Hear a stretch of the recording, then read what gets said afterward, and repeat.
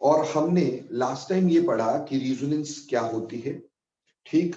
और एक special type of resonance के बारे में आपको मैंने पढ़ाया था बेटा, बेंट बॉन्ड रिजोनेंस, आपको समझाने की मैंने कोशिश की थी बेटे, ठीक। आज हम जहां छोड़े थे उससे आगे चलेंगे। एप्लीकेशंस मैंने आपको जरूर बताई थी बेटा जी, एप्लीकेशन बताई थी मैंने मीजोमेरिक इफेक्ट, ठीक।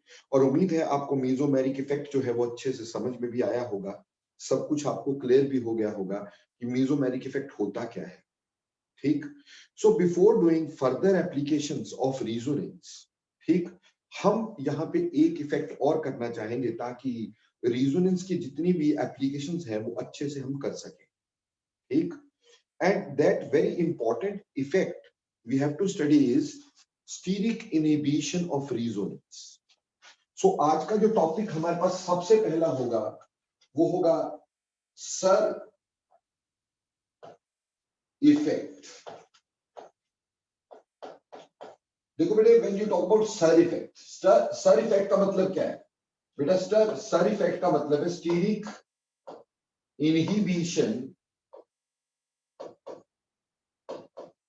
इनहिबिशन ऑफ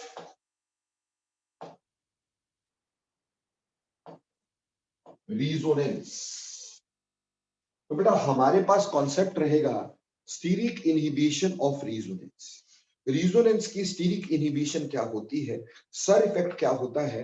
हालांकि कई लोग इसको ऑर्थो इफेक्ट बोल देते हैं, actually this is not ortho effect. Ortho effect एक अलग चीज होती है, बट कई लोग इसको रिलेट कर देते हैं with that of ortho effect, ठीक है।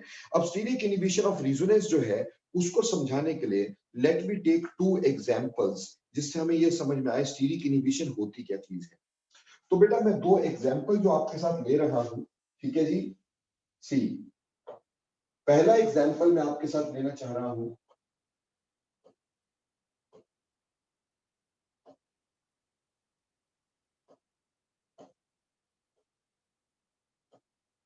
this is a benzene ring to which OH is joined, which is called as phenol। और फिनोल को मैंने क्या किया, नाइट्रो के साथ जोड़ दिया है। ये एक नाइट्रो लगा है बेटा, ये दूसरा नाइट्रो लगा है, और ये तीसरा नाइट्रो लग गया बेटा।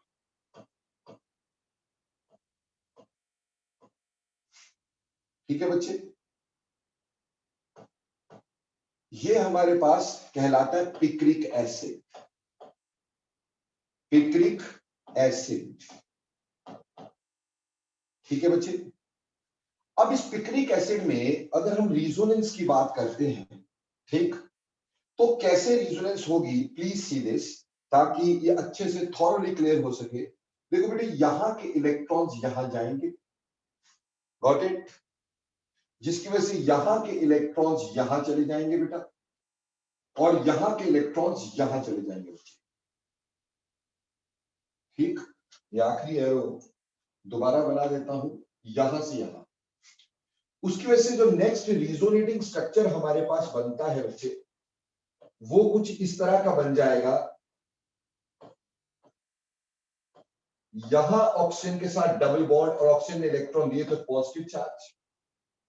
यहां सिंगल बॉन्ड की जगह अभी क्या आ गया, क्योंकि इलेक्ट्रॉन यहां आए तो double bond, O negative, O negative, ठीक है जी। नाइट्रोजन को इलेक्ट्रॉन मिल गए, वो आगे चले गए, इस वजह से नाइट्रोजन का positive charge as it is intact रहा है, ठीक है जी। और बाकी स्ट्रक्चर हमारे पास इसी तरह का है, ठीक है जी। The same structure is there,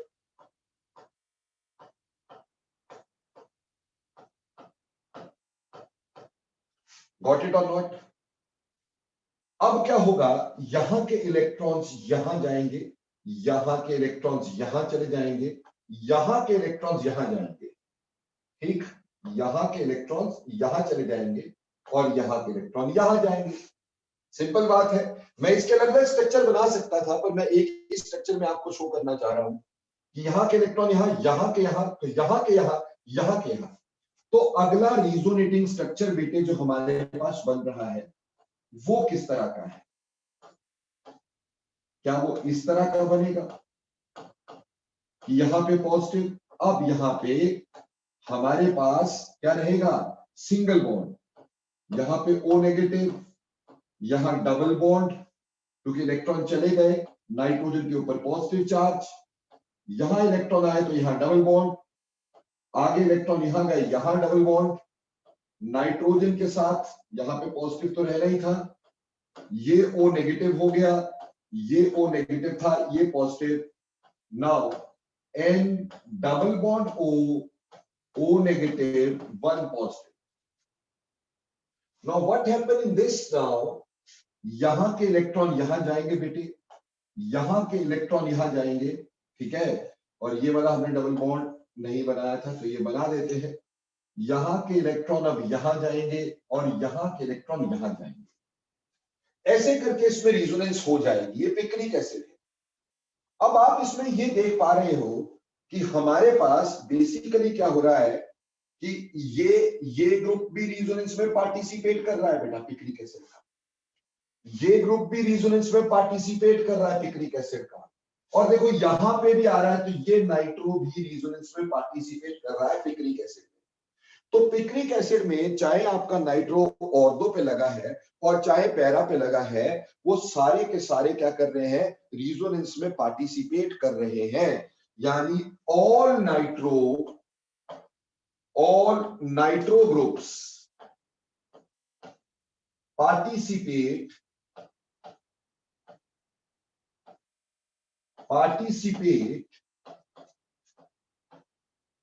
in resonance में सारे ग्रुप क्या कर रहे हैं, पार्टिसिपेट कर रहे हैं बेटा। ठीक इसी का एक और एग्जांपल मैं आपके साथ डील करता हूं बच्चे। ठीक सी अब की बार हमारे पास कुछ इस तरह का है कि मैंने क्या किया बेटा जी, यहां पे आई ले लिया, आयोडीन ले लिया, ठीक, बाकी सब कुछ सेम है बेटे, everything is same.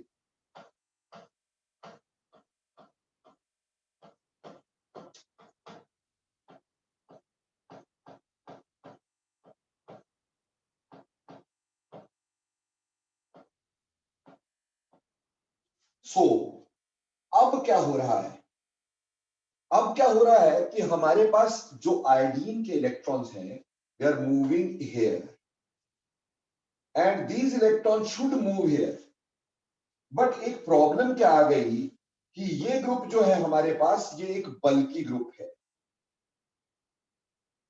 And iodine is also a bulky group.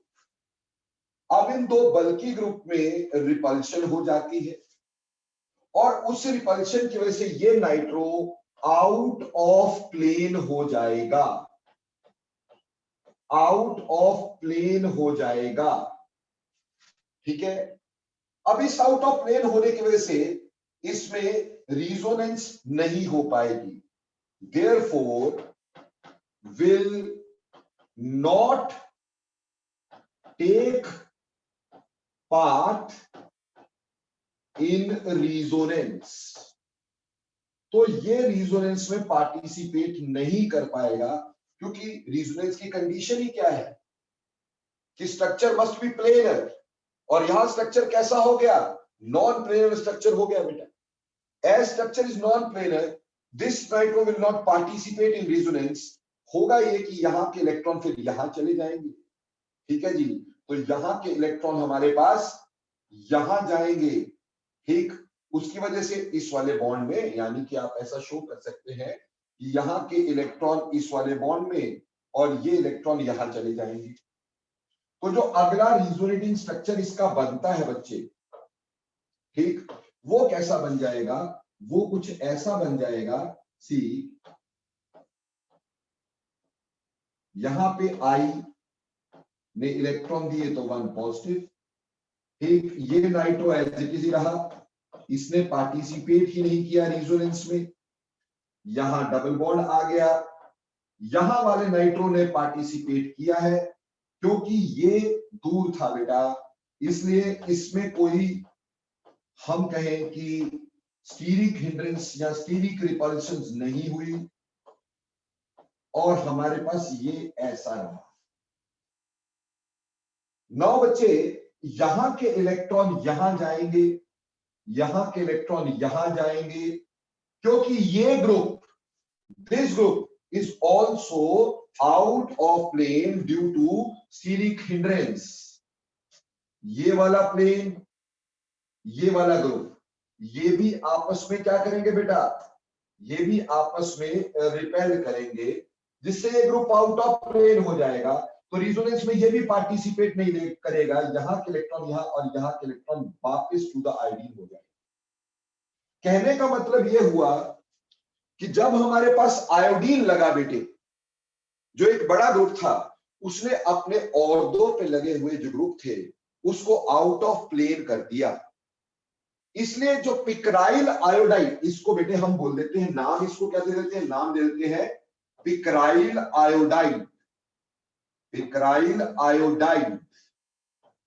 तो पिक्राइल आयोडाइड में ऑर्थो पे लगा हुआ ग्रुप जो है did not participate in resonance because यहां पे जो स्टीरिक हिंड्रेंस थी उसने ये दोनों ग्रुप को आउट ऑफ प्लेन कर दिया है, इसलिए they will not take part in resonance. यानी हम ये कह सकते हैं कि groups present on the ortho, groups present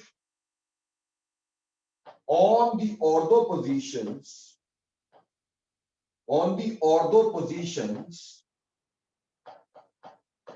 do not participate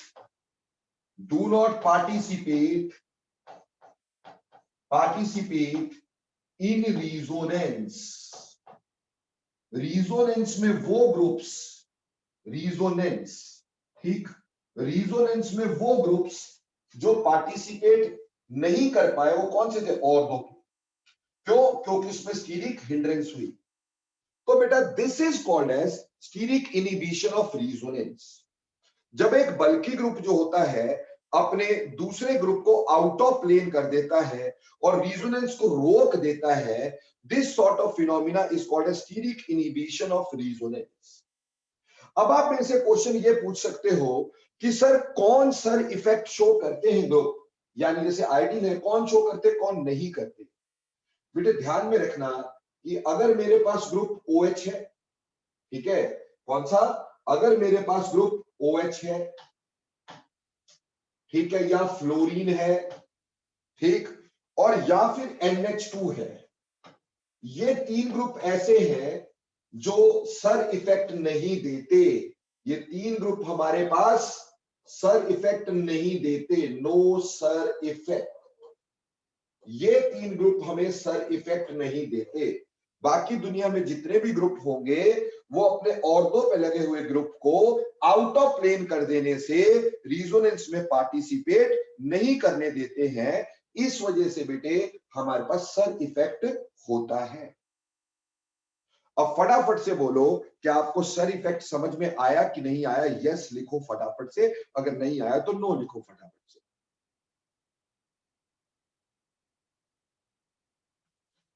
और कहां पे होता है कहां पे नहीं होता है। अब देखो बेटा इसकी एप्लीकेशन देख लेते हैं कि सर फिर इसकी एप्लीकेशन बता दो कि इसकी एप्लीकेशन क्या होगी।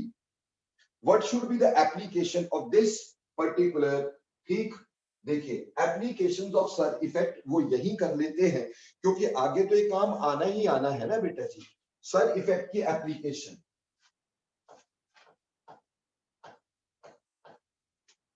Applications of sir effect. देखो बेटे ऑर्थो इफेक्ट से इसको अलग लेके चलना है, ठीक है जी। वो ऑर्थो इफेक्ट जहां आएगा वहां मैं आपको थॉरोली क्लियर करूंगा ऑर्थो इफेक्ट है क्या, ठीक। बट लोग, मैं बार बार बोल रहा हूं, सर इफेक्ट को ऑर्थो इफेक्ट बोल डालते हैं, ठीक, जबकि ऑर्थो इफेक्ट और चीज है बेटा हमारे पास, ठीक। अब देखो बेटा ये जो सर इफेक्ट की एप्लीकेशन है, सबसे पहली एप्लीकेशन हमारे पास होगी, ये बॉन्ड लेंथ्स बताने में काम आ सकता है। बॉन्ड लेंथ्स बताने में काम आ सकता है। सर कैसे, हमें बताएं जरा। मान लो बेटे जी मैंने क्या किया, मैंने वही पिक्रिक एसिड ले लिया बच्चे, ये पिक्रिक एसिड है,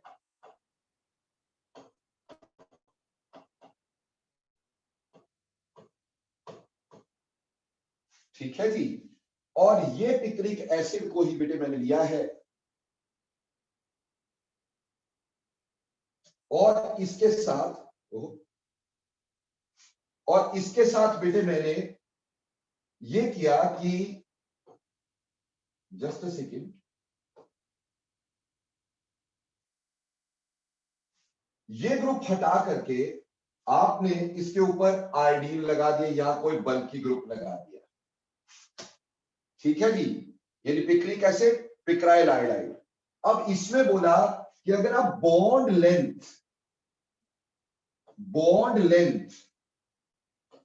ऑफ C2N बॉन्ड, इसकी बॉन्ड लेंथ के बारे में बताएं। अब पहले तो देखो बेटे, अगर मैं इन सब की बॉन्ड लेंथ को एक एक नाम दे देता हूं, से मैंने इसको रादर, ठीक, इसको नाम दे दिया ए, इसको दे दिया बी, इसको दे दिया सी।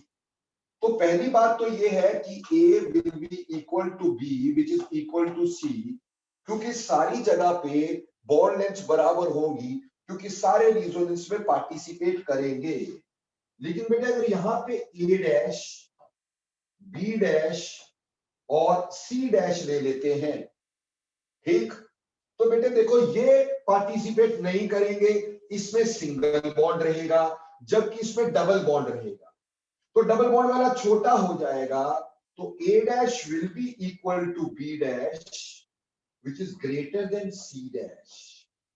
पहली बात तो हो गई कि हमारे पास इसमें सारे बॉन्ड्स इक्वल थे, क्योंकि सारे ही रेजोनेंस में पार्टिसिपेट कर रहे थे।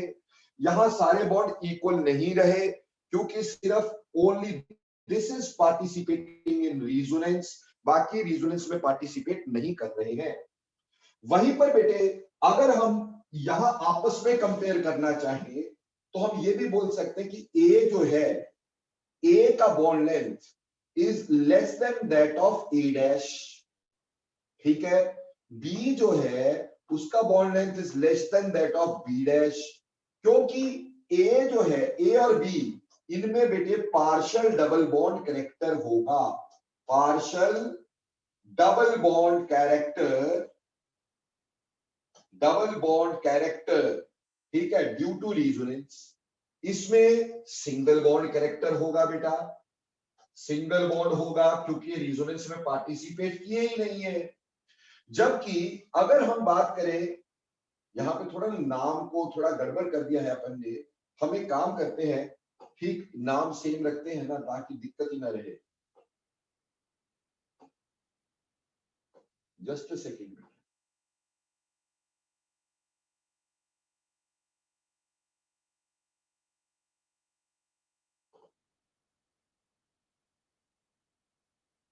ठीक, हम इसको बेटे बी बोल देते हैं और इसको सी बोल देते, सेम रखेंगे ना तभी ठीक रहेगा, ठीक। तो आपने देख लिया यहां पे ए डैश बी डैश, यहां पे सारे बराबर थे, यहां A dash B dash single bond है, तो इसलिए वो सी डैश से बड़ा है, जबकि यहां पे C will be equal to C dash, C और सी डैश बराबर होंगे, बिकॉज दोनों में ही पार्शियल डबल बॉन्ड कैरेक्टर होगा, because both the groups partial double bond character due to resonance, क्योंकि दोनों पार्टिसिपेट कर रहे हैं। इस तरह से बॉन्ड लेंथ ऑफ सीएन को हम डिस्टिंग्विश कर सकते हैं बेटा। तो आपको ये समझ में आया कि ये बॉन्ड और ये बॉन्ड, क्योंकि ये बॉन्ड में पार्टिसिपेट, रेजोनेंस में पार्टिसिपेट नहीं करता, ये सिंगल बॉन्ड कैरेक्टर है, ये हमारे पास कैसा है, डबल बॉन्ड कैरेक्टर है, तो ये बॉन्ड बड़ा, ये बॉन्ड छोटा। सिमिलरली ये बॉन्ड बड़ा, ये बॉन्ड छोटा, पर ये दोनों रेजोनेंस में पार्टिसिपेट कर रहे हैं बराबर। अब क्योंकि ये सारे पार्टिसिपेट कर रहे हैं तो बॉन्ड लेंथ बराबर, लेकिन ये दो पार्टिसिपेट नहीं कर रहे, ये दोनों की बॉन्ड लेंथ सिंगल बॉन्ड है, बड़ी है, और ये छोटा होगा। बोलो बेटा बॉन्ड लेंथ की एप्लीकेशन समझ में आती है कि नहीं आती है? ओके बेटे, अगली बात देखिए, इसी तरह से दूसरी एप्लीकेशन की बात करते हैं बेटा। दूसरी एप्लीकेशन हम एक और एग्जांपल लेते हैं डाइपोल मूवमेंट का। ठीक, एक और second application of sir effect जिसको हमने बोला डाइपोल मूवमेंट। डाइपोल मूवमेंट, अब बेटा डाइपोल मूवमेंट भी इस पे फर्क पड़ेगी क्योंकि रेजोनेंस हमेशा चार्ज को कम करती है बेटी जी। समझ में आती है कि नहीं? जैसे अगर मान लो मैं दो ऐसे ग्रुप्स ले लेता हूं, मान लेते हैं यहां पे NO2 लगा हुआ है, ठीक, और यहां पर N के साथ CH3 लगे हुए हैं। क्या लगे हैं? CH3। आपको पता है डंडे का मतलब क्या होता है? CH3। अगर नहीं भी लिखा होता है तो हमें समझ में आता है कि CH3 लगा हुआ है। और वहीं पर हम अगर इसको ऐसे लिख देते हैं बेटे जी, ठीक, हम इसको ऐसे लिख देते हैं कि NCH3 CH3, यहां पे भी CH3, यहां पे भी CH3 और यहां NO2। अब एक्सपेक्टेडली हमें ये लगता है यहां रिलीजिंग ग्रुप बहुत सारे इलेक्ट्रॉन देंगे, नाइट्रोजन को बहुत ज्यादा इलेक्ट्रॉन मिलेंगे। तो एक्सपेक्टेड ऑर्डर अगर हम सोचते हैं, एक्सपेक्टेड ऑर्डर कि ऑर्डर क्या होना चाहिए आपके पास, एक्सपेक्टेडली ऑर्डर क्या होना चाहिए बेटा? एक्सपेक्टेडली ऑर्डर होना चाहिए था कि 2 is greater then that of 1। Dipole movement 2 की ज्यादा होनी चाहिए। क्यों ज्यादा होनी चाहिए बेटा? ये रिलीजिंग होने चाहिए थे, ठीक। इन्होंने इलेक्ट्रॉन बेंजीन रिंग पे दिए, बेंजीन रिंग ने किसको दिए? नाइट्रो को दिए। ठीक है बच्चे, इस वजह से एक्सपेक्टेड ऑर्डर ये होना चाहिए था। पर जब हमने बेटे इनके MU निकाले, ठीक, यानी इनकी डायपोल मूवमेंट निकाली, तो जो ऑब्जर्व्ड डायपोल मूवमेंट इसकी आई बेटे जी, वो तो आ गई 6.9 डेबाई, ठीक, और इसकी ऑब्जर्व डायपोल मूवमेंट जो आ गई वो आ गई 4.1 डेबाई। ठीक है जी, यानी एक्चुअल ऑर्डर हमारे पास जो सामने आया, एक्चुअल ऑर्डर जो हमारे पास सामने आया बेटे, वो 1 इज ग्रेटर देन 2 आया। अब ऐसा क्यों हो गया भाई? हमें यही नहीं समझ में आया कि ऐसा हुआ क्यों है।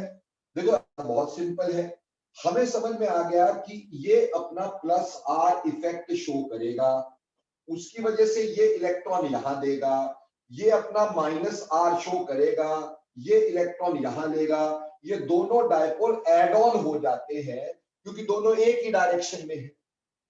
अब ड्यू टू यहां पर देखोगे तो इसकी स्टीरिक हिंड्रेंस की वजह से, ठीक, ये आउट ऑफ प्लेन, अगर ये हुए तो बेटा ये भी तो थोड़ा आउट ऑफ प्लेन होगा, है ना भाई? अरे एक दूसरे को धक्का मारा तो दूसरा भी तो मार रहा है, तो इसका R effect is diminished, plus R effect is diminished, कम हो गया, डिमिनिश्ड ड्यू टू सर इफेक्ट।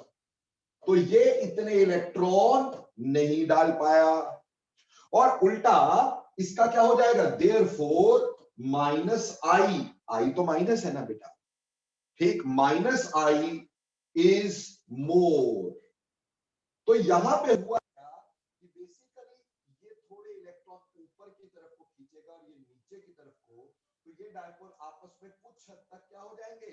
कैंसल आउट हो जाएंगे, क्योंकि ये डायपोल में कैंसल आउट हो जाना है, थोड़े से डायपोल कैंसल आउट हो जाना है, उसकी वजह से इसका डायपोल मूवमेंट कम हो गया। क्यों? इसने स्टीरिकली इसको हिंडर करके आउट ऑफ प्लेन कर दिया, जिसकी वजह से इसका प्लस आर इफेक्ट डिमिनिश हो गया और माइनस आई इफेक्ट रह गया, और माइनस आई की वजह से अपनी तरफ इलेक्ट्रॉन खींच रहा है, ये अपनी तरफ खींच रहा है, थोड़ा डायपोल कैंसिल, पूरा तो नहीं क्योंकि minus I is a weak effect और R effect is a strong effect. तो थोड़े तो इलेक्ट्रॉन देगा, पूरी तरह से आर इफेक्ट खत्म नहीं हुआ है, थोड़ा कम इनहिबिशन हुई है थोड़ी सी। बेटा क्लियर हो गया? तो ऐसे डायपोल मूवमेंट में भी फर्क आ गया due to this very particular phenomena. बोलो क्लियर?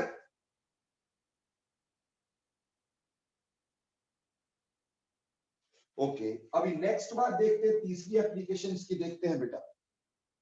देखो, सबसे ज्यादा इंपॉर्टेंटली बेटा हमारे पास यहाँ बेसिक करेक्टर परेशान हुआ, अमीन्स का बेसिक करेक्टर। ठीक, तो तीसरी एप्लीकेशन जो इसकी हम ले रहे हैं बेटा जी, तीसरी एप्लीकेशन हम लोग लेते हैं यहां पर basic character of amines. Basic character में भी इसका फर्क पड़ा, बेसिक कैरेक्टर ऑफ अमीन्स। ठीक, अब बेसिक कैरेक्टर में अगर हम थोड़ा सा ध्यान देते हैं तो हमने क्या पाया, एक बनाते हैं यहां पर,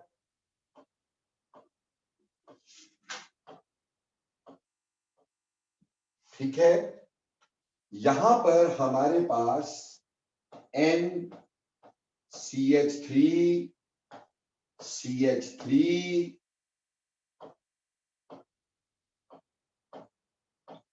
NO2, ठीक है बच्चे जी। और वहीं पर अगर मैं इसको ऐसे बना देता हूं, NCH3 CH3 NO2, अब इसमें अगर हम ध्यान दें तो बेसिकली अगर हम एक्सपेक्टेड ऑर्डर की बात करें कि इसमें एक्सपेक्टेड बेसिक कैरेक्टर क्या होना चाहिए, तो बताओ बेटा एक्सपेक्टेडली आपको क्या लगता है कि बेसिक कैरेक्टर क्या होना चाहिए? एक्सपेक्टेड बेसिक कैरेक्टर क्या होना चाहिए था? एक्सपेक्टेड बेसिक कैरेक्टर होना चाहिए था 1 इज ग्रेटर देन 2। ये सारे रिलीजिंग ग्रुप यहां इलेक्ट्रॉन देते, ठीक, बट ये वाला ग्रुप इसको थोड़ा सा इनहिबिट करता, बाहर जाता, ठीक है जी। उसकी वजह से हमें लगता था कि इसके लोन पेयर पूरी तरह से यहाँ पे नहीं आ पाएंगे, तो ये कम देगा। पर उसमें हम एक बात ये समझ ले कि हमारे पास बेसिकली प्रॉब्लम यहाँ पे क्या आई कि इसका -R इफेक्ट बहुत स्ट्रांगली लग रहा है, ठीक, वेरी स्ट्रॉन्ग -R इफेक्ट है, ठीक है। दो ये सीरिक इनहिबिशन की वजह से लोन पेयर देना इसके लिए थोड़ा इजी जरूर था, क्योंकि थोड़ा सा ये इसको रिपेल तो करेंगे ये वाले ग्रुप, और इसको आउट ऑफ प्लेन तो भेजेंगे, ठीक है जी। और हमें इसलिए लग रहा था कि इसके लोन पेयर बेंजीन रिंग पे आसानी से नहीं आएंगे, ठीक है। इसके हिसाब से अगर मैं देखता इसको, तो इसमें क्या होता हमारे पास कि इसकी स्टीरिक रिपल्शन की वजह से ये nitro group out of plane हो जाता, आउट ऑफ प्लेन हो जाता, और इसका R इफेक्ट डिमिनिश हो जाता।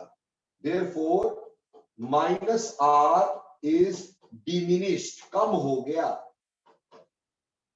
और कम हो जाने की वजह से एक्चुअली ये इलेक्ट्रॉन खींच ही नहीं रहा, तो ये भले ही रिजोनेंस में इलेक्ट्रॉन दे रहा है, येट इसका इफेक्ट कुछ खास नहीं है।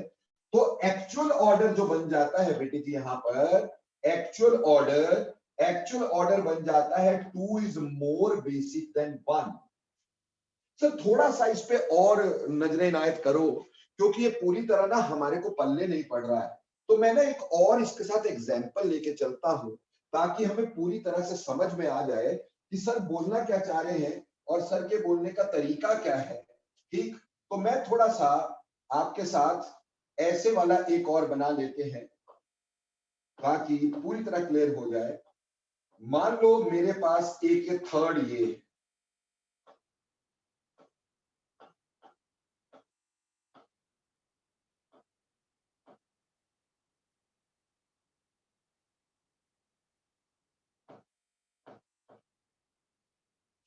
ठीक है जी, यहां पे भी इसका -R लग रहा है, यहां पे भी इसका -R लग रहा है, इस ग्रुप का -R लग रहा है, ठीक है बच्चे। अब यहां पे कोई स्टीरिक इनहिबिशन भी नहीं है, तो अगर मैं इन दोनों में कंपेयर करता हूं, मान लीजिए थर्ड है, ठीक है, इन दोनों में कंपेयर करता हूं, तो इसमें स्टीरिक इनहिबिशन की वजह से electron are not moving into the benzene ring, जबकि यहां पे electrons are moving into the benzene ring due to no steric inhibition, these electrons are delocalized over benzene ring. Electrons are delocalized over benzene ring, over benzene ring. अब देखो बेटे इसमें order क्या आया, इस हिसाब से ऑर्डर ये आ गया कि हमारा जो बेसिकली यहां माइनस आर इफेक्ट लग रहा था, पर यहां पे इसका नहीं लग रहा था माइनस आर इफेक्ट, ठीक, तो यहां माइनस आई लग रहा था, तो हमारे ये तो है सेकंड इज ग्रेटर देन, क्या आ जाएगा, सेकंड इज ग्रेटर देन। अब देखो यहां पे ये विड्रॉ भी कर रहा है और इलेक्ट्रॉन, जबकि यहां पे ऐसा नहीं हो रहा, तो second is greater then third which is greater then first, यानी थर्ड वाला बड़ा मस्त बात है कि थर्ड वाला जो है इन दोनों के बीच में आ गया। क्यों? क्योंकि देखो बेटे यहां पे माइनस आर था, यहां पे माइनस आर था, ये श्योर है। इस केस में इसका माइनस आर खत्म हो गया, माइनस आर खत्म हो गया, यानी इन दोनों का माइनस आर है लेकिन इसका नहीं है, तो ऑब्वियसली इसका रिलीजिंग फैक्टर ज्यादा है, तो ये तो ज्यादा बेसिक है ही 2 नंबर 1 पे।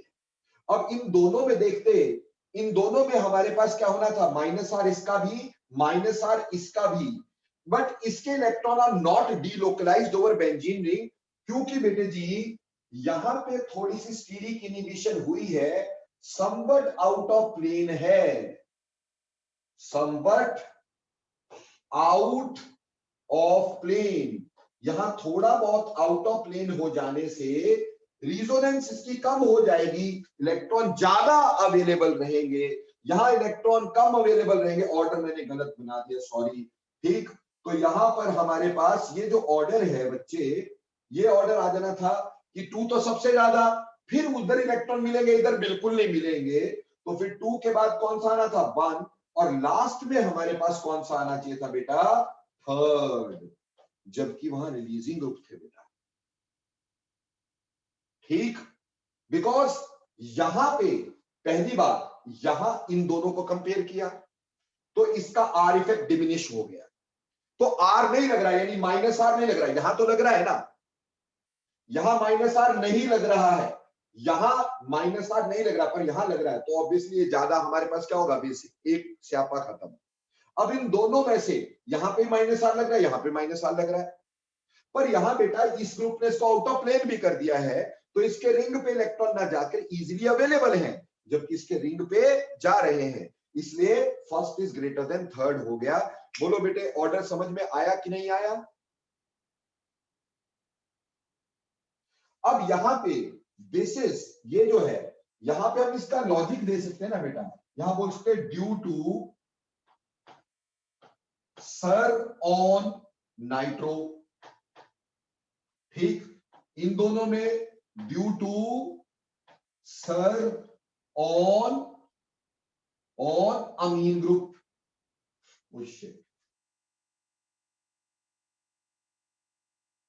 ये क्या हो गया, ये मैंने क्या कर दिया, ओ ठीक है, due to SIR on amine N group, ठीक है जी, इसलिए इसका ज्यादा, तो ऐसे करके हम ये भी देख सकते हैं बेटा कि जब तो यहां पे अल्काइल ग्रुप नहीं थे तो वो बेसिक करैक्टर जो होता है कम होता है, जबकि इसका ज्यादा होता है। समझ रहे हैं मेरी बात? क्लियर हो गया? ठीक इसी तरह से इसी को एक और आगे लेके चलते हैं, इसी चीज को समझने के लिए एक और आगे लेके चलते हैं एग्जाम्पल से। मेरे पास अब मैंने ऐसा एग्जाम्पल दिया, नाइट्रो लगाता ही नहीं हूं मान लो, एक ये है और एक ये है, ठीक है। अब इसमें बेसिक करैक्टर तुमसे पूछा भाई, ठीक, देखो भैया ये इसको रिपेल करेगा, इसको रिपेल करेगा, तो electron pair will not move to the benzene ring more easily, जबकि यहां पे क्या हो गया, सर इफेक्ट हो गया,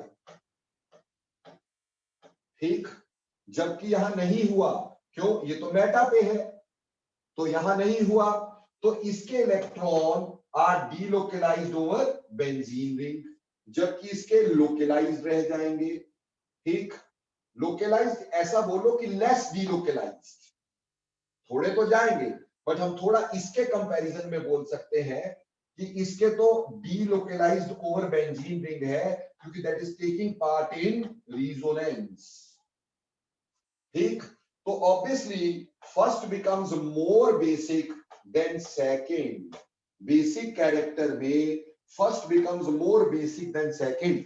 बोलो बच्चे, अभी बात मेरी समझ में आ रही है कि नहीं आ रही है?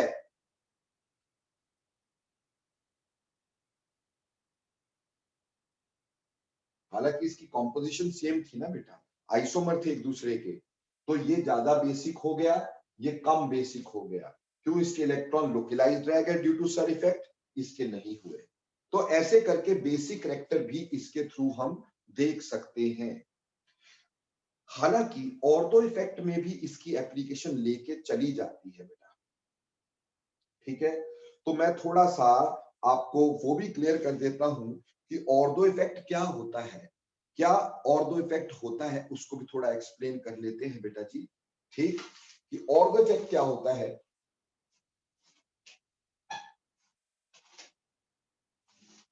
अगला अगला कॉन्सेप्ट हम यहां पे लेके चल रहे हैं बेटा जी, ऑर्थो इफेक्ट, जैसे हमने स्टीरिक हिंड्रेंस पढ़ी है या स्टीरिक इनहिबिशन पढ़ी है, तो अब हम ऑर्थो इफेक्ट भी यहीं पढ़ लेते हैं, क्योंकि आगे एप्लीकेशंस में यूज हो जाएगा, तो आपको यही पता हो कि ऑर्थो इफेक्ट बोला किसको जाता है। बेटा actually ortho effect is experimentally verified, actually ortho effect is experimentally verified, ठीक है जी। तो होता क्या है हमारे पास कि बेसिकली अगर हम ये ध्यान दें कि ऑर्थो इफेक्ट क्या है, ऑर्थो इफेक्ट बोलता है ऑर्थो पे पड़ा हुआ कोई भी group irrespective to nature decreases the acidic characters, ठीक, यानी अगर मान लो एक है मेरे पास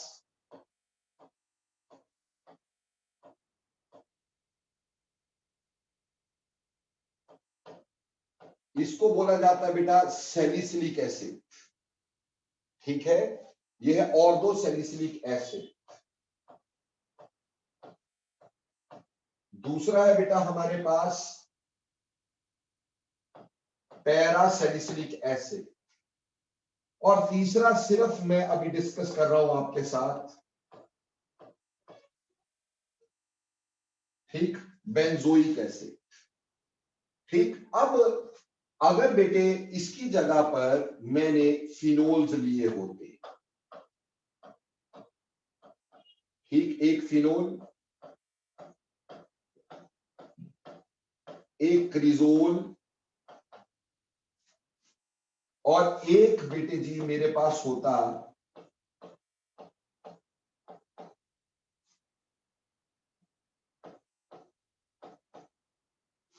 ठीक है जी, अगर मैं इसमें एसिडिक स्ट्रेंथ लगाता तो मैं बोलता इसका प्लस आर है, इसका भी प्लस आर है, और हम ये जानते हैं रिलीजिंग ग्रुप एसिडिक करैक्टर को कम करते हैं, तो जो प्लस आर इफेक्ट होगा वो एसिडिक करैक्टर को डेफिनेटली कम करेगा, यानी इनका एसिडिक करैक्टर कम होना चाहिए और इसका एसिडिक करैक्टर ज्यादा होना चाहिए, और वो हमने पाया भी कि यहां ऑर्डर जो है वो 1 is greater then 2 is greater then 3 पाया गया, क्यों, क्योंकि यहां प्लस आर इफेक्ट था और यहां पे भी प्लस आर इफेक्ट था, प्लस आर रिलीजिंग होने की वजह से एसिडिक करैक्टर को कम करेगा, ऐसा हमने यहां पे भी सोचा था। तो यहां का जो एक्सपेक्टेड ऑर्डर हमें पता चलता था, ठीक, क्या एक्सपेक्टेड ऑर्डर,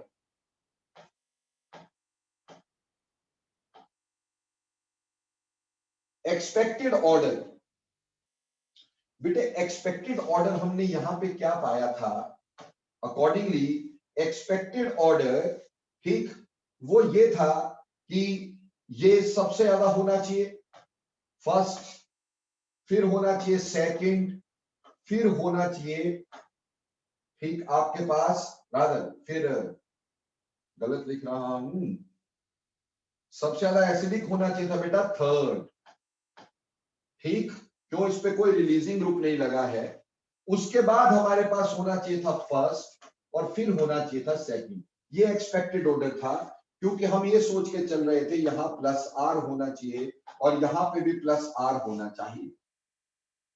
पर जब हमने इसके एक्चुअल ऑर्डर्स पे देखा तो हमने क्या देखा, एक्सपेरिमेंटली जब इसको देखा गया तो एक्चुअल ऑर्डर क्या पाया, एक्चुअल ऑर्डर पाया कि जो सेकंड है ना मेरे बच्चे, ठीक, या पहले फर्स्ट की ही बात कर लो, first is more acidic than that of third, which is more acidic than that of second.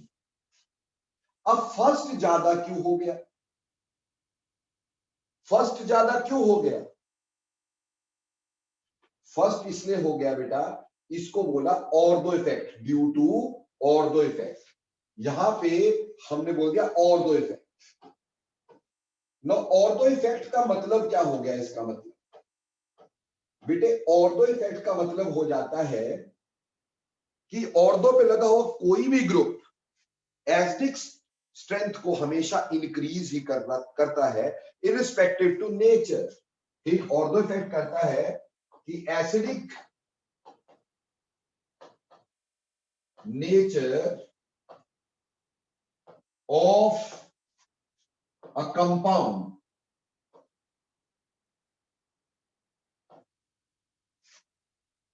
increases, या एसिडिक नेचर की एसिडिक कैरेक्टर ही बात करेंगे तो वो बढ़िया रहेगा,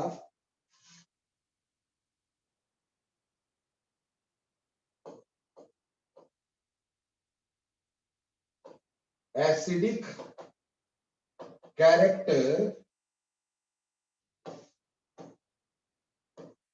of a compound is increased by the group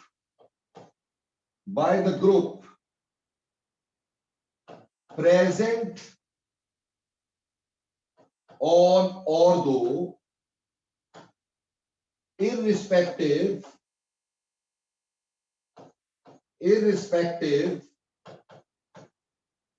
to the nature of group, group का जो मर्जी नेचर हो, पर ऑर्थो सब्स्टिट्यूएंट ज्यादा एसिडिक हो जाएगा, इसको ऑर्थो इफेक्ट बोलते हैं। तो सर आप हमारे को क्यों बरगलाते रहते हो यार? सर ये एक तरह से स्टीरिक इनहिबिशन ही तो है ना यार। ठीक, टीचर बोलेगा यार वही बात है, एवी तुम्हारा टीचर लल्लू बनाई जा रहा है। अरे ये स्टीरिक साइड इफेक्ट ही तो है। अरे उस गधे को ये पूछना जो भी ऐसा बोले कि जब पिक्रिक एसिड लिया था तब तो OH का कोई भी इफेक्ट नहीं हम मान रहे थे भाई, कि OH सर इफेक्ट देता नहीं, तो यहां काय का सर इफेक्ट दे दिया उसने? जब OH सर इफेक्ट ही नहीं देता, छोटा ग्रुप है OH फ्लोरीन NH2, मैंने बोला इस सर इफेक्ट नहीं देते, तो अगर वो सर इफेक्ट नहीं देते, OH नहीं देता, ठीक, F नहीं देता या NH2 नहीं देता, तो यहां क्यों दे दिया उसने? तो यहां से क्लियर होता है बेटा ortho effect is something else. ठीक, यहां पे ग्रुप छोटा हो बड़ा हो उससे फर्क नहीं पड़ रहा है, ऑर्थो इफेक्ट हो रहा है। हाँ, ऑर्थो इफेक्ट एक्सपेरिमेंटली वेरीफाइड है। कहां नहीं देखा गया? हाँ, जहां फिनोल है वहां नहीं देखा गया, या फ्लोरोबेंजीन है वहां नहीं देखा गया, यानी फिनोल्स के केस में no ortho effect on phenol.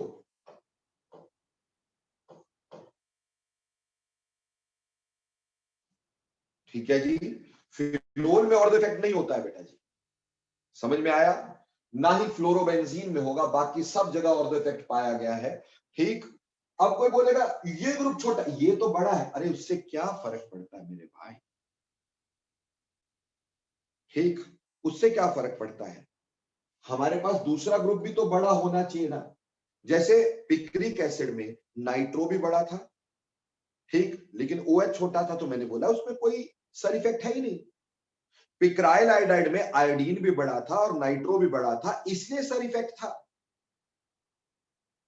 तो यहां सर इफेक्ट नहीं है, और दो इफेक्ट एक्सपेरिमेंटली वेरीफाइड है। लोग इसको जबरदस्ती सेटिस्फाई करते हैं by giving to particular you can say arguments. Number one SIR effect, number two एक बोल देते हैं इलेक्ट्रॉनिक फैक्टर, एक स्टीरिक फैक्टर। दो चीजों पे इसको एक्सप्लेन करने की कोशिश करते हैं, जबकि इसकी एक्सप्लेनेशन नहीं है, ये एक्सपेरिमेंटली वेरीफाइड चीज है। ऑर्थो इफेक्ट का कहां यूज होगा ये तो मैं आगे बता दूंगा तुम्हें, जब मैं एसिडिक करेक्टर बताऊंगा वहां मैं तुम्हें बाकी सब का इफेक्ट बता दूंगा बेटा, कहां ऑर्थो होता है कहां नहीं होता है। तो सर यहां क्यों पढ़ा है, क्योंकि बेटा आपको ये क्लियर करना चाह रहा था कि कई लोग सर इफेक्ट और ऑर्थो इफेक्ट में फर्क नहीं जानते हैं बेटा, और मैं चाहता हूं मेरे बच्चों को ये कमी ना रहे, उनको ऑर्थो और सर इफेक्ट का फर्क पता हो। ठीक है जी, सर इफेक्ट एक ऑल टुगेदर डिफरेंट चीज है, ortho effect all together different चीज है। हाँ, कहीं कहीं ortho effect can be explained on the basis of sir effect, but not always. बोलो बेटा, satisfied with the argument, yes और नो? हाँ बेटे, देखो आदित्य जी ने मेरे से एक बात पूछी। हाँ हरमन, मैं क्वेश्चन लेता हूं तेरा। देख बेटा, आदित्य ने मेरे को एक बात पूछी है अभी एक चैट पे, पूछा कि सर एनिलीन में ऑर्थो इफेक्ट होता है? मेरे बच्चे, एनिलीन में भी लोग ऑर्थो इफेक्ट बोलते हैं बेटा, वो सिप होता है। कौन सा होता है? SIP effect, steric inhibition of protonation. क्या है बेटा, लोग ना चीजों को अलग अलग नहीं करते आदित्य, ठीक है ना बच्चे? वो ना मतलब एक पढ़ा पढ़ाया वो, मतलब किसी ने, मैं तुम्हें एक ना वीडियो भेजूंगा बेटा, वीडियो नहीं, एक सॉरी मीम भेजूंगा, ठीक, एक फोटोग्राफ भेजूंगा कि रॉट लर्निंग और अंडरस्टैंडिंग में फर्क क्या होता है। ठीक, बड़ी मस्त, बहुत ही मस्त मेरे को किसी ने भेजी थी। ठीक है थोड़ी वल्गर सी है पर चलो चलने देना। ठीक, उसको सिर्फ समझने की कोशिश करना। ठीक, कि कैसे रॉट लर्निंग जो होती है ना, वो आदमी कैसे किसको क्या सोच लेता है। जैसे एक छोटे बच्चे को, उसमें ऐसा है कि छोटे बच्चे को एक मदर दिखा रही है कि ये तुम्हारे पापा, पापा क्या कर रहे हैं, पापा बेसिकली ना किसी कार को ठीक कर रहे हैं। तो जब वो यूं झुके हुए हैं तो उनके जो बम्स है वो दिखाई दे रहे हैं, है ना? तो उनको पापा सिर्फ गोल गोल समझ आए। तो आप मार्केट में जाते हो, उसने दो मेलन ऐसे पड़े हुए देखे, बोला पापा। समझ में आई? यानी क्या है, दिस इज रॉट लर्निंग। तो ऐसे ही लोग किया करते हैं मेरे भाई, गॉट इट? ऐसे ही लोग किया करते हैं ऐसे। ठीक, तो किसी को पता नहीं बेटा ortho effect, SIP effect, SIR effect, इनके नेचर में कहां कहां कहां कहां फर्क है। ठीक, लेकिन आपको मैं बिल्कुल क्लियर करके चल रहा हूं, ऑर्थो इफेक्ट अलग है, सिप इफेक्ट अलग है, सर इफेक्ट है अलग है। जहां लगेगा वहीं लगेगा, जब मैं एप्लीकेशन में बताऊंगा वहीं लगाना है। हर कहीं अपनी मर्जी से नहीं लगाने की कोशिश करनी। ठीक है बेटा? ओके, तो चलिए, अब मेरे को लगता है मेरे बच्चों को ऑर्थो इफेक्ट और सर इफेक्ट में थोड़ा बहुत फर्क समझ में आ गया होगा, और जब मैं इसके एप्लीकेशंस आगे यूज करूंगा तो मैं अभी ज्यादा क्लियर करूंगा, और एनिलीन पे जो है उसको डेफिनेटली अपन डिस्कस करेंगे। हरमन बिटिया, अब तुम बताओ, आपने हाथ खड़ा किया था, क्या सर ये डाउट है? यस लिखना था, वो गलती से हो गया, यस लिखना था। ओके ओके ओके, कोई बात नहीं बेटा। ठीक, तो ये ऑर्थो इफेक्ट हो गया। तो बेटा हमने अभी तक जो आज पढ़ा है, थोड़ा सा उसको मैं रिवाइंड कर दूं ताकि आपको समझ में आ जाए। हमने अभी शुरू क्या किया, हमने पहले पढ़ा बेटा सर इफेक्ट क्या होता है, स्टीरिक इनहिबिशन ऑफ रेजोनेंस क्या होती है। फिर दूसरे में हमने उसके एप्लीकेशन भी पढ़े कि बॉन्ड लेंथ क्या होता है, कैसे देखते हैं। ठीक, डायपोल मूवमेंट पे ये कैसे लगता है, बेसिक कैरेक्टर पे ये कैसे लगाया जाता है, इसके एग्जाम्पल दिए, और ऑर्थो इफेक्ट दूसरे सर इफेक्ट से अलग क्यों है, इसके बारे में मैंने तुम्हें बताने की कोशिश की। अब चलते हैं बेटा, एप्लीकेशंस हम पढ़ रहे थे, मीजोमेरिक इफेक्ट तुम्हें समझाया था बेटा मैंने पिछली बार। अब हम दोबारा आ जाते हैं एप्लीकेशन ऑफ रिजोनेंस पे। तो बेटा रिजोनेंस की एक सबसे बड़ी एप्लीकेशन जो हमारे पास आती है ना बेटा, ठीक, application of resonance.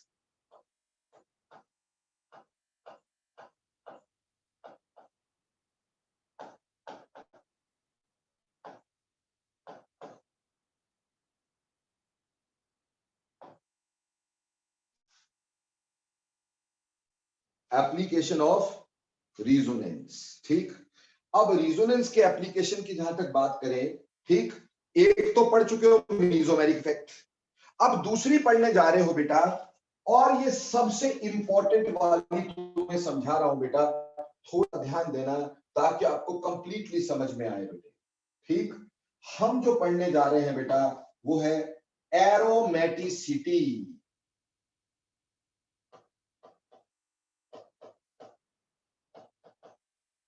Aromaticity,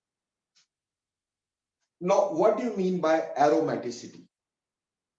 aromatic compound क्या होते हैं? देखो बेटा, पुराने समय में एरोमेटिक कंपाउंड किसको बोला जाता था? पुराने समय में बेटे, पुराने समय में एरोमेटिक कंपाउंड का एक्चुअल मतलब होता था एरोमा। एरोमा यानी खुशबू। जिस भी कंपाउंड से एक स्पेशल सी खुशबू आती थी उसको हम लोग क्या बोल देते थे? उसको हम एरोमेटिक कंपाउंड बोल देते थे। तो एरोमेटिक कंपाउंड जो है, हमने ये बोल दिया कि एरोमेटिक कंपाउंड जिससे खुशबू आए, उसको एरोमेटिक कंपाउंड किसी जमाने में बोल दिया जाता था बेटा। ठीक है, लेकिन बच्चे अब मैं यहां बोर्ड पे बेंजीन बनाऊं तो किस किस को खुशबू आएगी?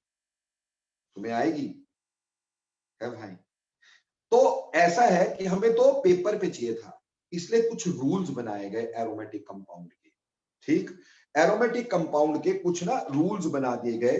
वो रूल क्या है जिससे हम एरोमेटिसिटी समझ सकते हैं?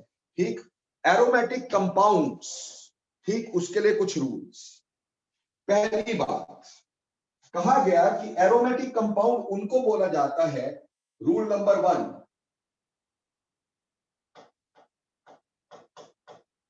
they must follow Huckel's rule. Huckel's rule, they must follow Huckel's rule. पहली बात है वो Huckel rule फॉलो करनी चाहिए। तो what the hell is Huckel rule?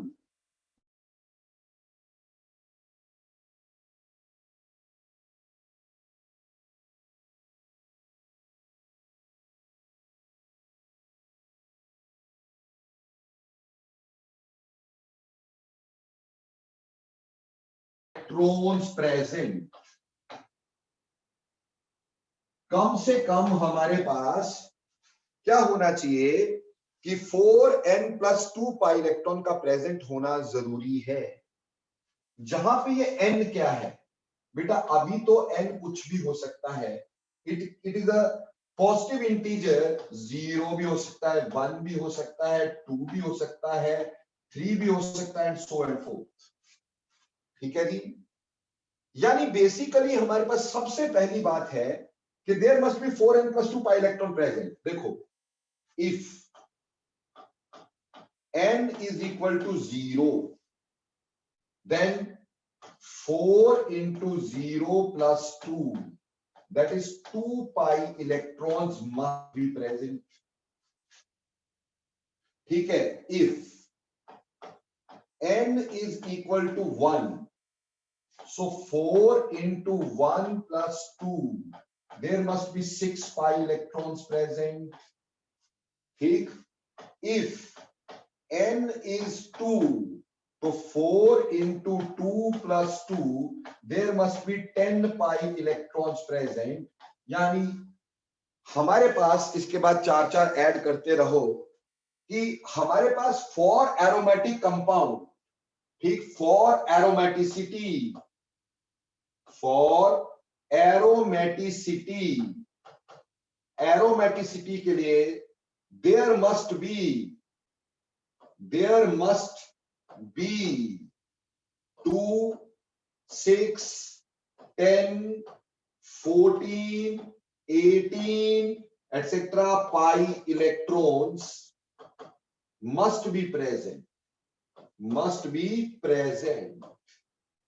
ये पहली बात हमारे पास हो गई एरोमेटिसिटी को लेके। और जब भी एरोमेटिक देखना है तो पहला काम ही ये देखना है मेरे भाई, सबसे पहली बात ही ये देखनी है कि वेदर एक गिवन कंपाउंड में 2, 4, 2, 6, 10 ऐसे पाई इलेक्ट्रॉन है कि नहीं है। ठीक, नहीं तो कोई मतलब नहीं है एरोमेटिसिटी का। ये रूल नंबर 1 है। जैसे एक छोटा एग्जांपल लेके चलता हूं ताकि ये समझ में आए फिर आगे चले।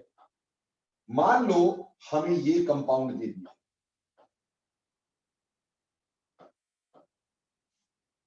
ठीक है जी,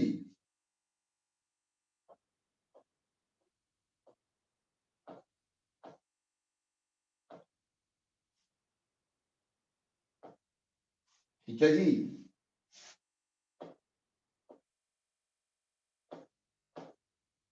बोला which of the following is aromatic, कह दिया which of the following is aromatic. एक और बना लेता हूं,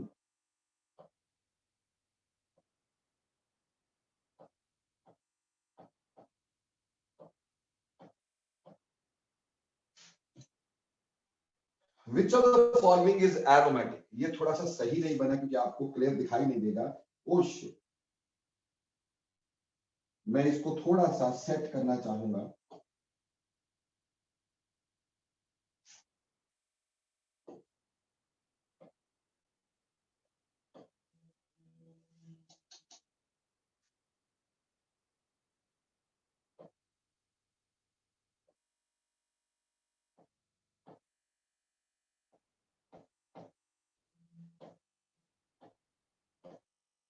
ठीक, अब हमने सबसे पहले देखना है इसमें कौन कौन एरोमेटिक है।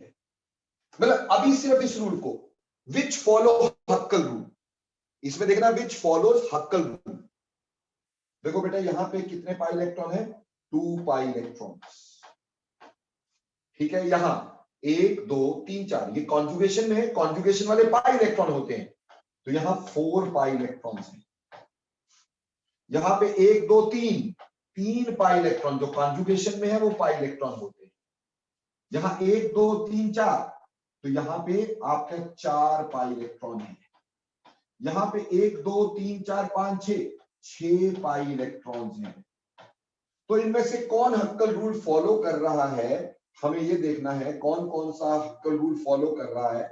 एक तो ये हक्कल रूल फॉलो कर रहा है, दूसरा ये हक्कल रूल फॉलो कर रहा है, ठीक है जी। ये पहली बात हो गई। जब भी आपने एरोमेटिसिटी देखनी है तो पहला काम ये देखना है,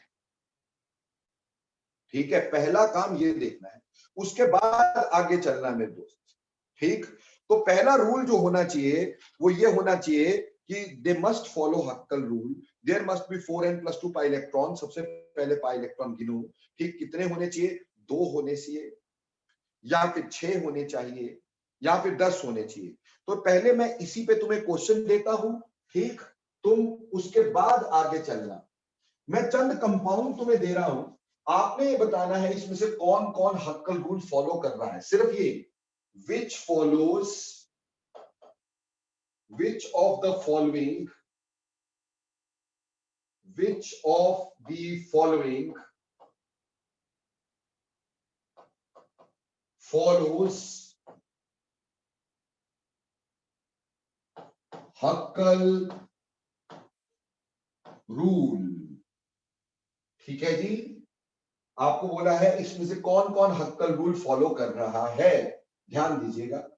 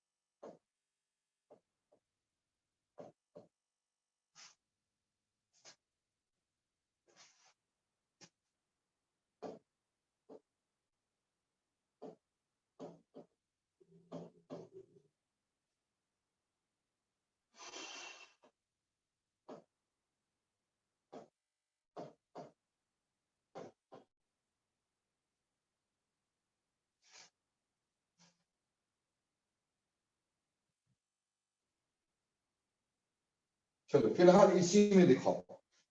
हमारे पास ये कंपाउंड नंबर कर देता हूं मैं, 1 2 3 4 5 6 7 8 एंड माइंड मैंने क्वेश्चन ये पूछा कि एरोमेटिक कौन है, तो अपनी वो मत दिखाइएगा, है ना। मैंने सिर्फ आपसे पूछा विच फॉलोज हक्कल रूल। एरोमेटिक है कि नहीं है वो नहीं पूछ रहा हूं मैं आपसे। आपसे सिर्फ ये पूछा जा रहा है कि कौन हक्कल रूल फॉलो कर रहा है, कौन नहीं कर रहा है। कृपया आंसर लिखे फटाफट।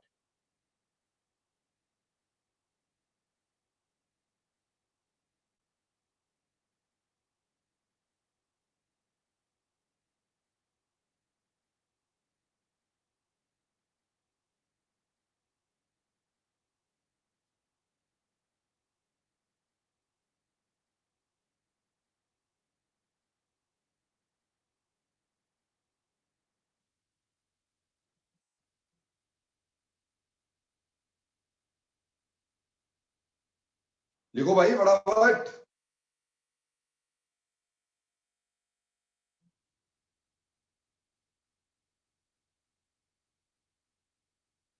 अरे भाई मैंने बहुत कुछ करवाना है, जल्दी जल्दी करो।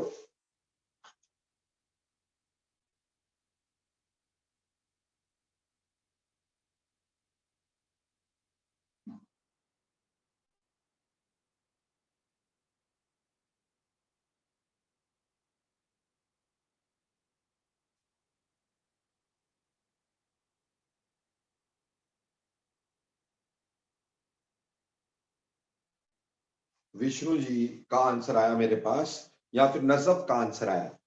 बाकी क्या, बाकी सबकी तबीयतें ठीक है भाई? अच्छा तानिश का भी आ गया, अभी विकास का भी आ गया। ओके, अब देखो जरा, अब अश्विनी सर का आंसर भी देख लो, हो सकता है कुछ सीखने में आ जाए जिंदगी में। ठीक है,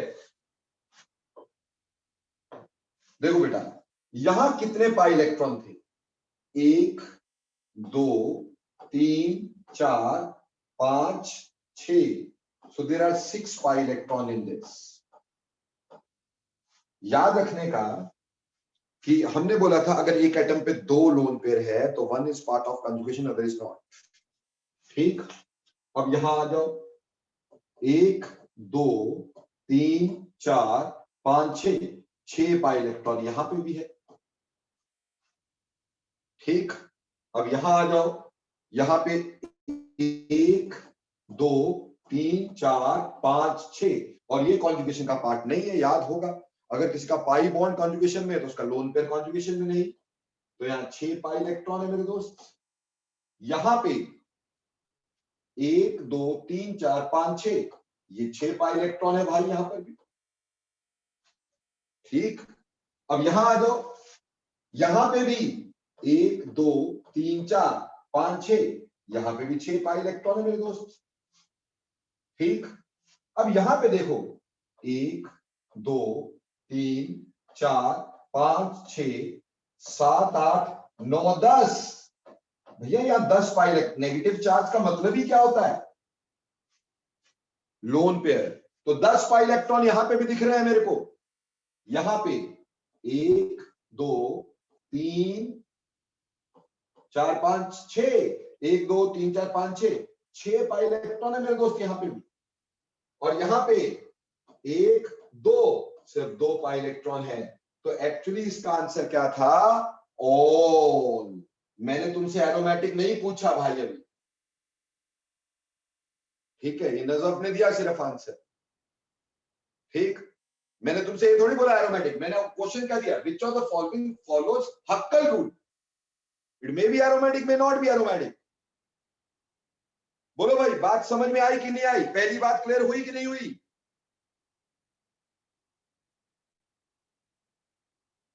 ओके, अब अगली बात देखते हैं। अकेला हक्कल रूल वाला एरोमेटिक नहीं होता, सिर्फ हक्कल रूल वाला एरोमेटिक नहीं होता। आपका एक दूसरा रूल भी है, rule number 2।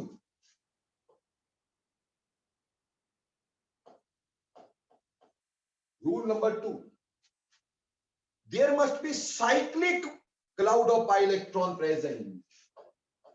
There must be cyclic cloud of pi electrons. बेटे पाई इलेक्ट्रॉन का क्लाउड साइक्लिक होना चाहिए, ये बहुत जरूरी है बेटा। पाई इलेक्ट्रॉन अगर साइक्लिक नहीं है तो बेटा उसमें रिजोनेंस नहीं होगी, रिजोनेंस नहीं होगी तो एरोमेटिसिटी नहीं होती है। ठीक है जी। तो बेटे अगर मान लो कल को मैं ऐसा एग्जांपल तुम्हें दे देता हूं, देखो मेरे पास एक है ये,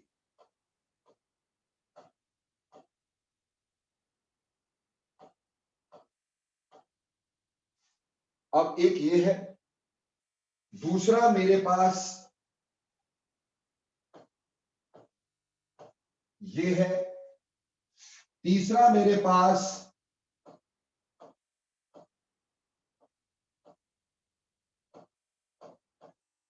ये है।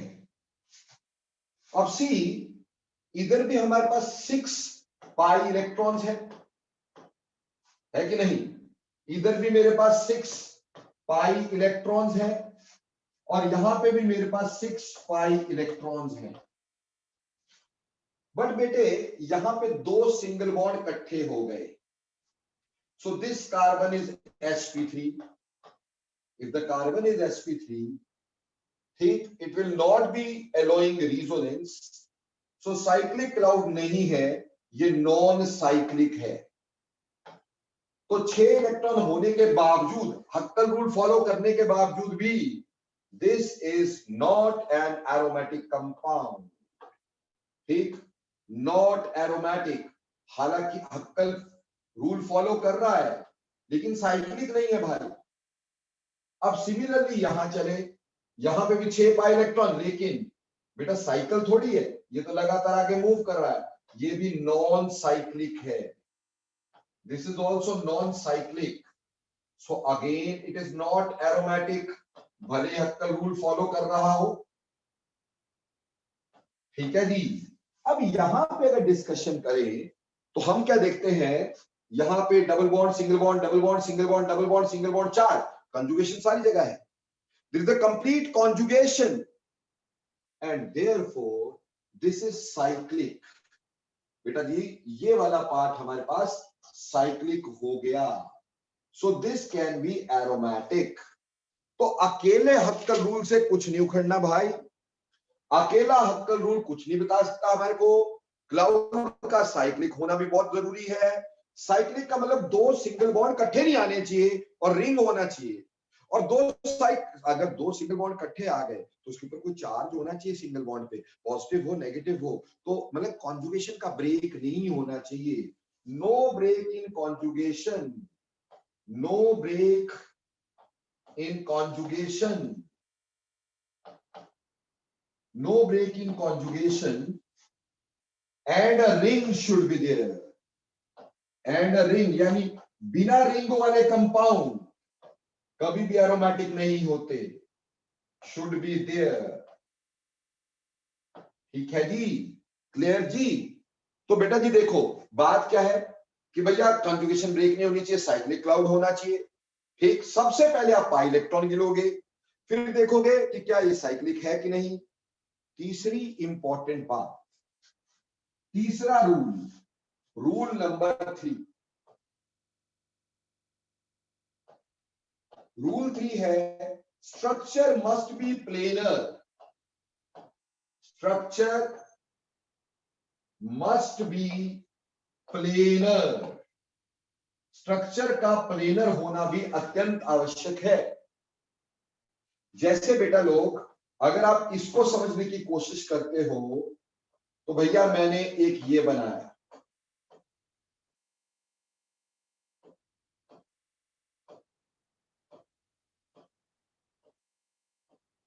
प्यार से लोग बात इसको नैप्थलीन बोलते हैं।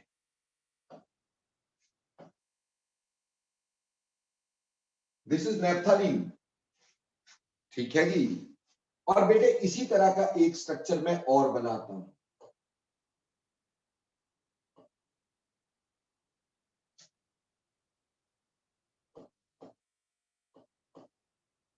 ठीक,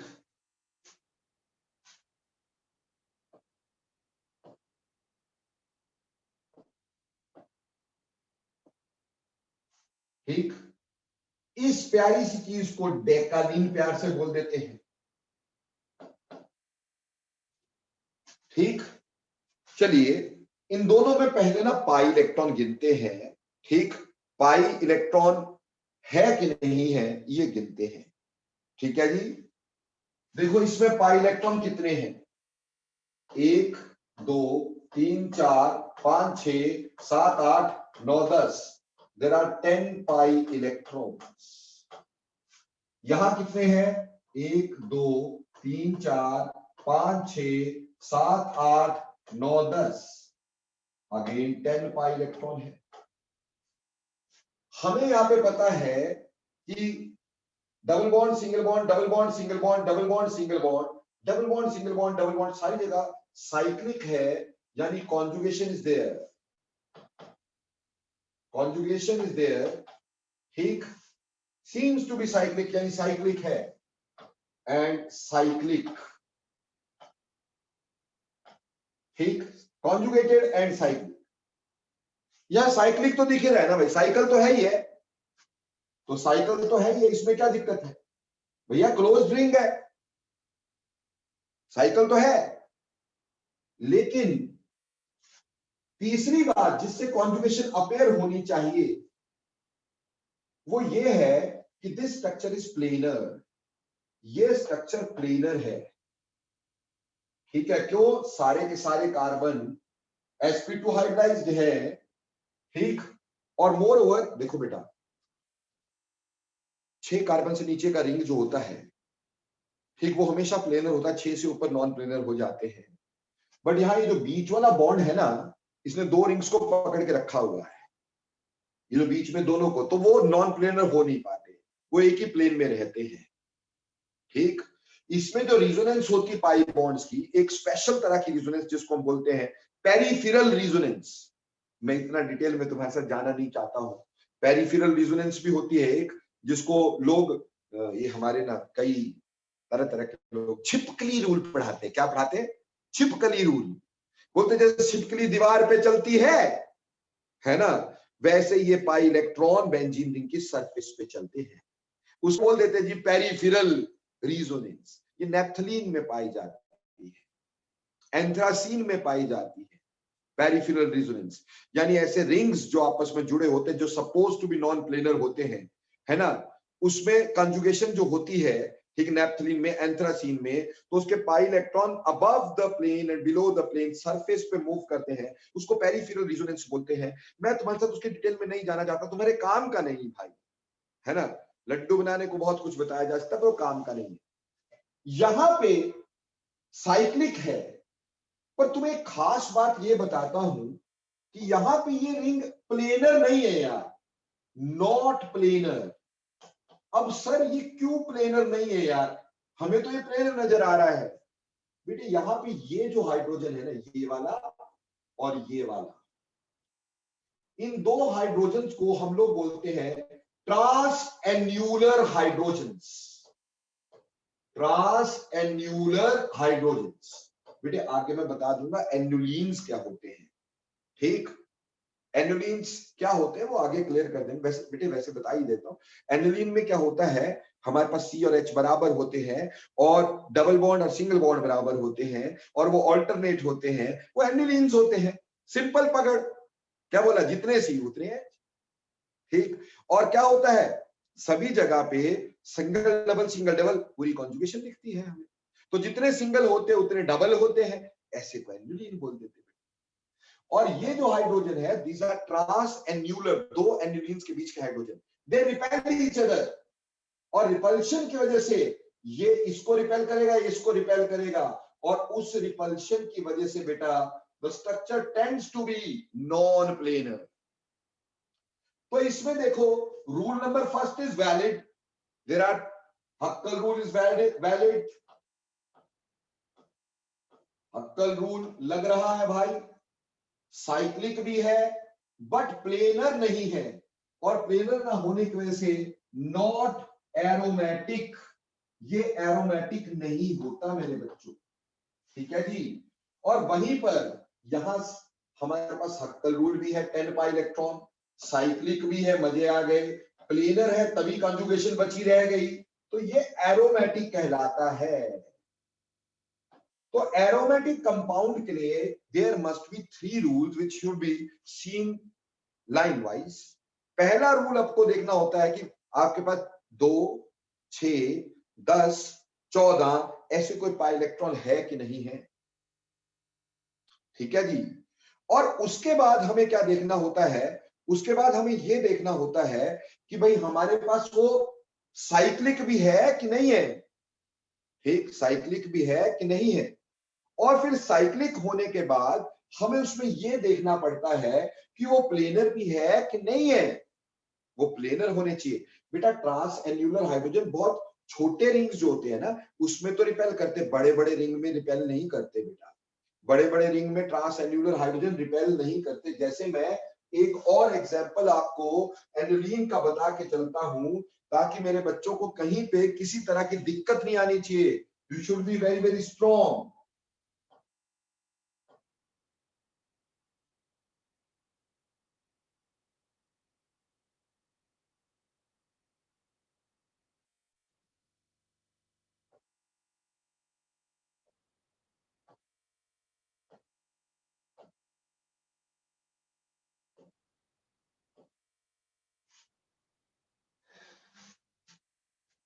ये एक स्ट्रक्चर मैंने बनाया बेटा, इसमें ना यहां वाला H, यहां वाला H, यहां वाला H और यहां वाला H, these are trans annular hydrogens. ये H दिखाई दे रहे हैं बेटा? नहीं दिखाई दे रहे? अभी दिखाता हूं।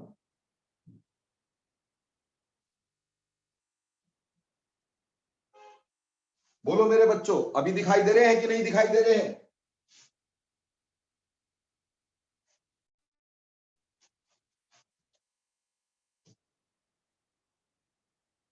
अब तो पक्का दिखाई दे रहे होंगे, है ना भाई? फायदा है ना यार।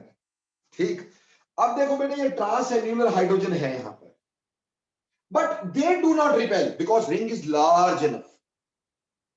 यहां रिपल्शन नहीं है, ये दूर है एक दूसरे से, रिंग इज लार्ज इनफ। अब इसमें पाई इलेक्ट्रॉन गिनो जरा, कितने हैं भाई? How many pi electron are there, whether this is aromatic और नॉट, लेट वी सी। ठीक, सी, यहां पे 1, 1, 2, 3, 4, 5, 6, 7, 8, 9, 10, 11, 12, 13, 14। There are how many? 14 pi electrons. Huckel rule is valid or not? यानी Huckel rule is applied. Huckel rule correct. क्या ये compound cyclic है? दिख ही रहा है ये साइक्लिक है। दूसरा रूल भी मिल गया। इस पे ट्रांस एन्युलर हाइड्रोजन है, yet because ring is large enough they do not repel each other, तो बेटा जी ये प्लेनर स्ट्रक्चर माना जाता है। तो this structure is definitely planar. तो all 3 rules are there. So obvious सी बात है, अगर तीनों के तीनों रूल चल रहे हैं, so this compound certainly B aromatic. ये क्या हो गया भाई? ये भी मस्त है, अपनी मर्जी से रंग छोड़ता है भाई। ये कंपाउंड एरोमेटिक होगा। बोलो बच्चे, बात समझ में आई? कैसे देखते हैं एरोमेटिक?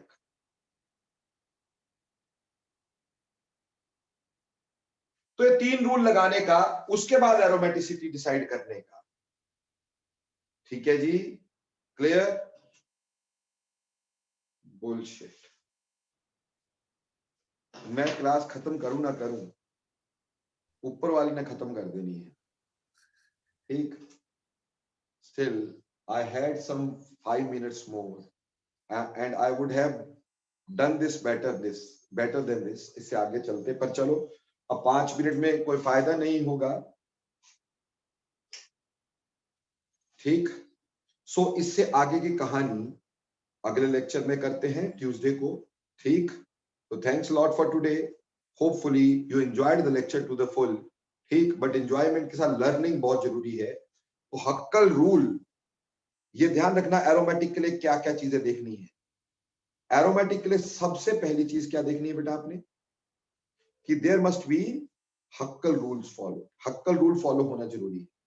आपके पास 2, 6, 10, 14, 18, 22 पाई इलेक्ट्रॉन होने जरूरी है। दूसरे नंबर पे क्या देखना है, साइक्लिक क्लाउड का होना जरूरी, साइकिल का होना जरूरी है। तीसरी बात क्या देखनी है, प्लेनर होना जरूरी है, एक प्लेन में होना चाहिए, 2 सिंगल बॉन्ड इकट्ठे नहीं होने चाहिए। अगर 2 सिंगल बॉन्ड इकट्ठे हैं तो उसके ऊपर कोई पॉजिटिव या नेगेटिव का साइन होना जरूरी है, नहीं तो कंजुगेशन का ब्रेक हो जाएगा। ठीक, क्लियर। ये 3 चीज देख के हम एरोमेटिक देखते हैं, but still there is lot more in aromatic and anti aromatic compounds, will be discussing in next class. Thanks lot for today, मिलते हैं परसों। वैसे तो हम परसों मिलेंगे ही, बट ये क्लास अब ट्यूसडे को होगी। Thank you.